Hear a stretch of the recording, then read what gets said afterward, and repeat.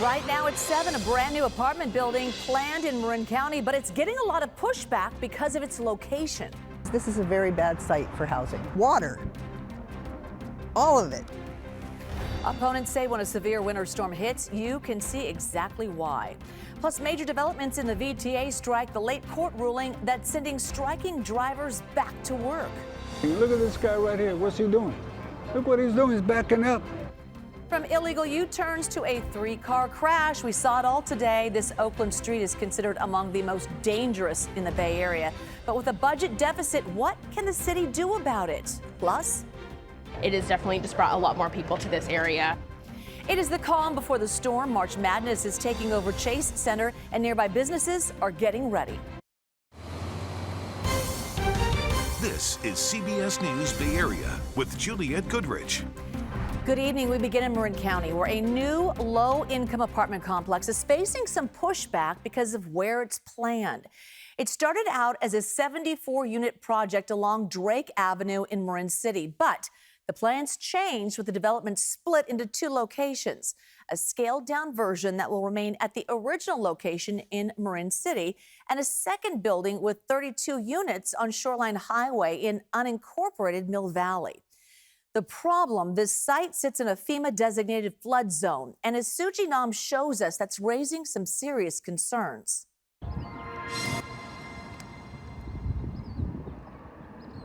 Supposed to put low-income housing in areas that are better than they have been. This one is substantially worse. Amy Kalish, the chair of the Tamalpais Design Review Board in Marin County, is touring the property at 150 Shoreline Avenue, the potential site for low-income housing. She says the plans violate local building regulations. 25 feet is the actual height limit, but part of this building will go to 70 feet. Amy and her team are the advisory board to developers in the county. When she got the first application, she said she knew this site wasn't the right fit for the project. Second time we got the plans that we reviewed, nothing had changed. The windows are still coming down to the ground. The low windows, a concern as the property sits in a flood zone, according to FEMA. Water, all of it. Amy took these a few months ago, showing the aftermath of heavy rain.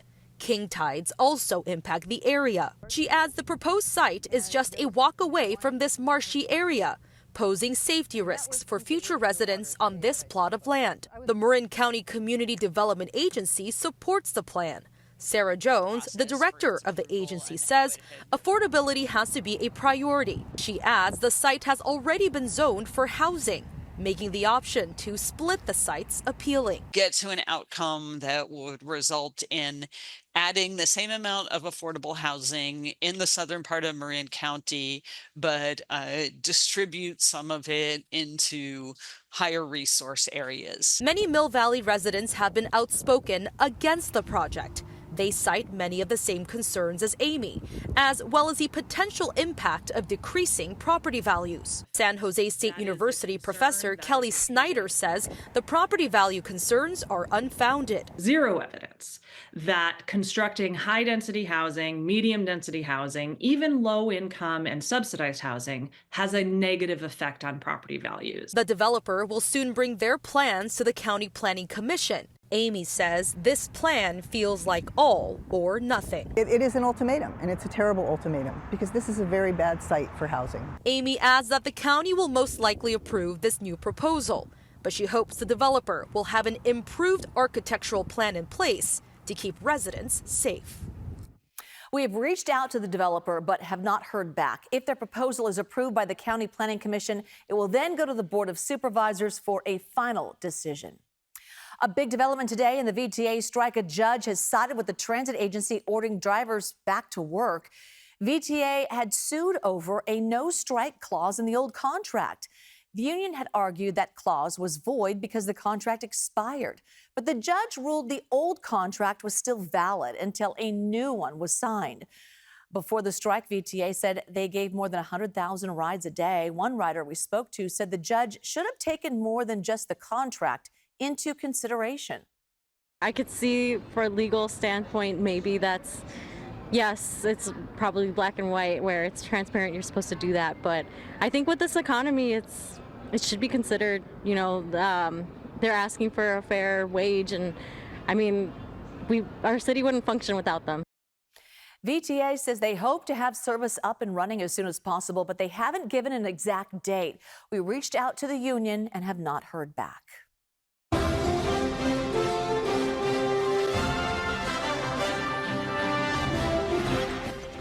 Let's talk March Madness. A lot of eyes on the Bay Area ahead of tomorrow's Sweet 16 matchup. It's all going down at Chase Center. So let's show you the matchups from the West region on our bracket mountain. It will be number 1 seed Florida and number 4 Maryland. Then number 10 Arkansas against 3 seed Texas Tech. The winners of those games will then play Saturday again at Chase Center for a spot in the Final Four. And fans from all over the country will be coming to the Bay Area. As our Kelsey Thord shows us, businesses are getting ready for the rush. Well, all eyes are on Chase Center this week as March Madness comes to the Bay Area. The first game tips off on Thursday afternoon, and businesses here couldn't be more excited. There weren't many people besides the neighborhood usuals out at Thrive City Wednesday afternoon, but restaurants here say this is just the quiet before the storm. But I do expect it to be, maybe like close to double what a Warriors game would be. That's what we're prepared for, at least. Shane Curran is the manager of Senior Seasig's new location at Thrive City. He says when the All-Star game came into town last month, they were going gangbusters. We did it like maybe 2 to 3 times what we would usually do for a normal Warriors game. Shane says this location opened just over 2 months ago. It's one of several new restaurants in Thrive City. Kaya, a Burmese restaurant right next door, opened at the end of last year. When we started, it was kind of really slow, but now that I feel like everyone knows that we're here and everything's splashed and senior things like that, it has definitely just brought a lot more people to this area. College basketball fans from across the country are expected to descend on Chase Center Thursday for the doubleheader Sweet 16 matchups. Shane told us he's curious how the event's format will impact the flow of customers. So it'll be interesting to see in between the afternoon and the evening game how much activity we get to see out here. Holly over at Kaya told us she's expecting crowds even in the morning when she starts her shift. I've had bar guests telling me today, the last couple days actually, that they were going to be back on Thursday to watch the game. Both Holly and Shane say they are stocked up and ready for the crowds. It's been fun for them to see Thrive City grow into this game day destination. And they're excited to see how this next big sporting event does even more to put them on the map. I mean, even just as a fan, as a Warrior fan, it's great to have this whole plaza built out, and have all these options. And I don't look at it as competition. I want everyone here to thrive, for lack of a better pun. And while the first game doesn't tip off until 4:30 Thursday afternoon, all of these restaurants told me they are expecting large crowds all throughout the day. They say this is just one of what has been several big sporting events to come to this area over the last few months. Matt Lively caught up with some of the Gators from Florida. Hear what's on their Bay Area bucket list. That story in just a few minutes. Up next, it is considered one of the most dangerous roads in the Bay Area, and today we witnessed why. I went, didn't see the car coming. They smacked the left side of me. So what are the plans to make this Oakland stretch safer? A lot of cloud cover over the Bay Area. Not much moisture out of those clouds yet, but I'm tracking shower chances along with the cooler temperatures and how long they'll stick around in the first alert forecast.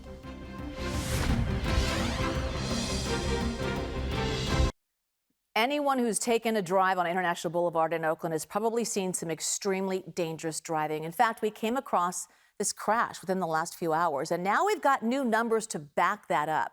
Here is a look at the number of deaths on the Bay Area's most dangerous roads. According to a Bay Area News Group analysis of federal data, Katie Nielsen is along International Boulevard where more than 50 people died in traffic-related incidents over the span of 2 decades.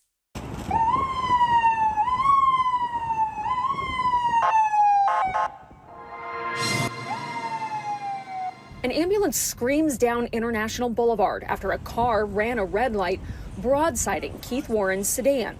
Thankfully, no one was seriously hurt. My light was green. I went, didn't see the car coming. They smacked the left side of me. I hit another truck, airbag deployed, bumper gone, headlight gone. Keith banged up his leg, but considers himself lucky because he's seen some really bad crashes on International due to reckless driving. I grew up out here, so since I was a kid, so I already know how it get. But that's no room for stupidity and people who don't know how to drive to be driving. According to the data analyzed by Bay Area News Group, International Boulevard averages about 3 traffic fatalities a year and peaked at 7 in 2017. Numbers that don't surprise Salvador Murguia, who owns an auto repair shop right along the boulevard. I see it every day. People drive so fast.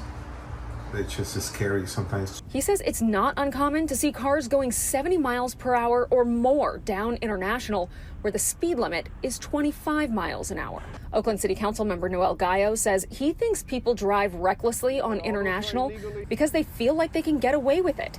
And in fact, we saw a car make an illegal U-turn during the middle of our interview. This Fruitvale's getting, look at this guy right here. What's he doing? Look what he's doing, he's backing up. Now why does he have a chance to do that? What the hell, making a U-turn and all that? Gaia wants to add more motorcycle officers to the department to specifically work on traffic enforcement, but says with the budget issues, that might not be possible. So he says one solution would be installing red light and speed cameras, which would provide that enforcement without significant added costs to the department. It used to be that I had motorcycle officers on some of the major streets. I knew they were there, but they would pull you over, incite you. The Bay Area News Group also found high danger on El Camino Real on the peninsula and Monterey Road between Gilroy and San Jose. Just in the space of 24 hours, we have gone from a taste of summertime back to more of a feel of late winter in the air. So let's take a look at what further changes are in store for us as we head through the rest of this week. Kind of a showery pattern as we look towards downtown from Sutro Tower. A lot of clouds, but no showers at the moment over downtown San Francisco. And really, we're just talking about spotty showers. They're going to be with us tonight, tomorrow night, and Friday, and then a dry break on Saturday. Temperatures returned to near normal today, and that's about where they're going to stay over the course of the next several days, if anything, running a couple degrees below average. And then steadier rain is going to move in for the second half of the weekend. So any outdoor plans, Saturday is the day to get that done. A little break in the clouds as we look to the east from the Mark Hopkins Hotel, but more clouds than sunshine still. Temperatures have retreated mostly to the upper 50s, all the way down to 55 degrees already in Santa Rosa, where you didn't warm up as much because you did pick up a couple hundredths of an inch of rain for that part of the North Bay. 61 degrees is the warm spot on the map. Past couple of days, we still had 80-degree temperatures as of 7 p.m. That is definitely not the case this evening. As we head through the rest of tonight, we are going to be tracking some of those spotty showers. Here's a look at First Alert Doppler, the current view. And, well, there's nothing on it because any showers that are out there right now are literally flying under the radar. It's really close to ground level. Futurecast computers do a better job of picking that up, and it shows most of the action over the North Bay as we head through the rest of this evening. Some showers trying to make their way down the peninsula around 11 o'clock this evening, but those are largely going to fall apart as we head through the rest of tonight as they try to make their way deeper into the Bay Area. A couple hundredths of an inch of rain, maybe a tenth of an inch of rain for some of the westward-facing slopes in the North Bay. This is the pattern that's going to repeat itself over the next couple of days. We see a few showers and then a dry break that lasts for several hours, some peaks of sunshine, and then more scattered showers trying to move in. It just does not add up to any substantial amount of moisture, even once we're adding up the rain all the way through Friday. But this is just the kind of unsettled pattern that we're going to stay in for about the next 48 hours or so. Keep the umbrella and the rain jacket handy just to be on the safe side. Although if you have any stuff you need to get done outside, there are going to be plenty of those dry breaks over the next couple of days. Let's talk about the wind energy aspect of the system. It was definitely breezy today, which made it feel even cooler than the near normal temperatures that we retreated to. And the strongest gusts are going to be in the 20 to 30 mile an hour range again for most of the day tomorrow. Similar gusts by Friday afternoon, mostly 20 to 25 miles an hour as the atmosphere gets squeezed by the storm system. It's really sending most of its moisture, most of its energy into the Pacific Northwest. We're really on the southern fringe of it. So adding up just the showers over the next couple of days, this is one of the more optimistic forecast models in terms of total rainfall, and even it is showing less than a half inch of rain even in the North Bay and the Santa Cruz Mountains, and some of the rain shadowed spots barely picking up more than a couple hundredths of an inch of total rainfall. But there's more on the way. The steadier rain moves back in on Sunday. That's going to be light to moderate rainfall, but there are signs that maybe some heavier rain is going to try to make its way in at some point next week. But the long range forecast models are all over the place in terms of the specific timing. What we're confident in is that All told, about an inch or two of total rainfall over the course of the next 7 or 8 days. But getting into the specifics of that's going to keep us occupied once we get past the weekend. Snow for this system has been enough to prompt a winter weather advisory for the Sierra, but it's going to be a few inches of accumulation of about 5,500 feet.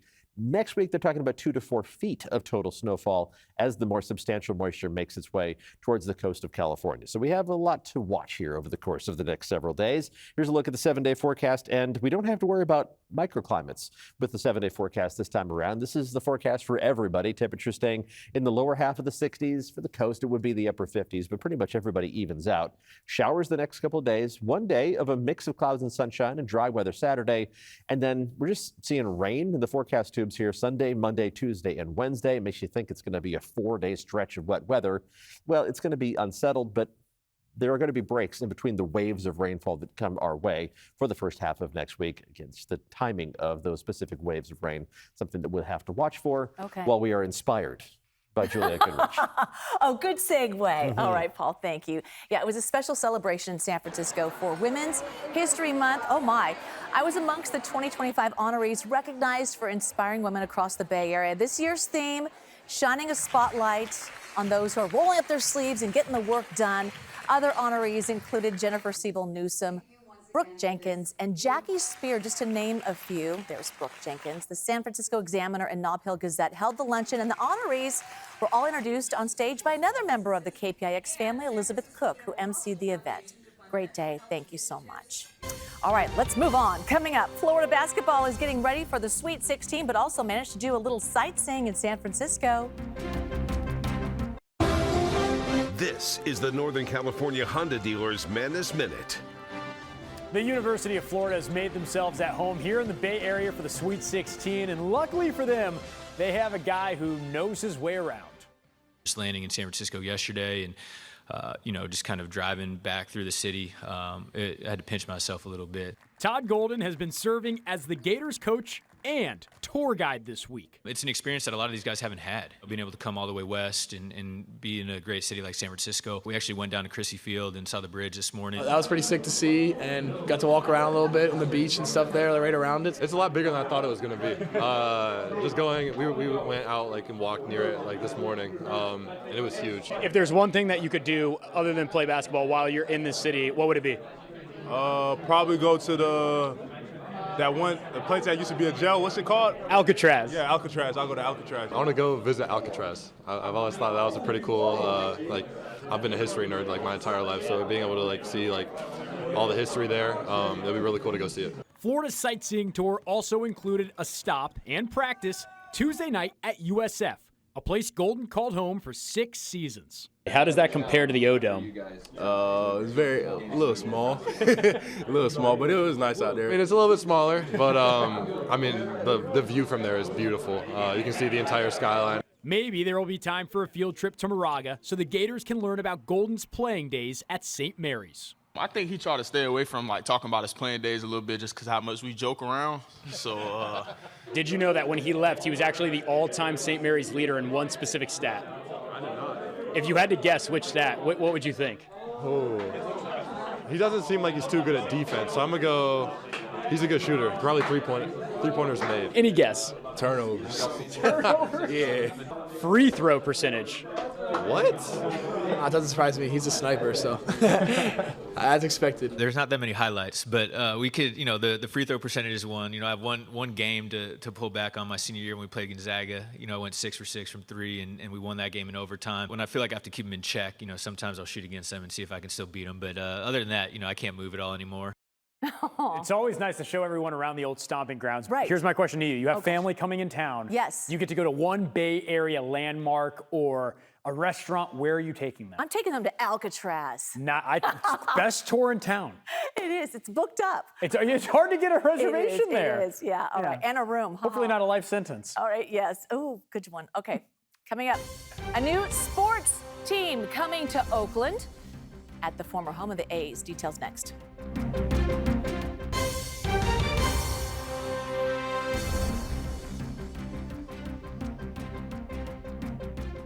More live sports are coming to Oakland. This past weekend, the Roots held their home opener at the Coliseum, and soon fans will be able to watch cricket at the former home of the A's. Today, city lawmakers and league execs announced Major League Cricket's opening season event at the Coliseum. Some of the best cricket players in the world will play alongside some of the Bay Area's local talent during the week-long event. Kicks off the MLC's third season and runs through June 12th through the 18th before traveling to Texas and Florida. The 7-day event is projected to deliver a $3 million economic boost to Oakland. The city says this is yet another sign of comeback for the Oakland Coliseum. Sounds so great. And my sources tell me they don't pitch, they bowl. Okay, there you go. Thanks for watching. The news continues at 8 on PIX Plus or 44 Cable 12. See you right back here at 11 o'clock. Our director gets credit for that. They don't pitch, they bowl. Did you guys know that?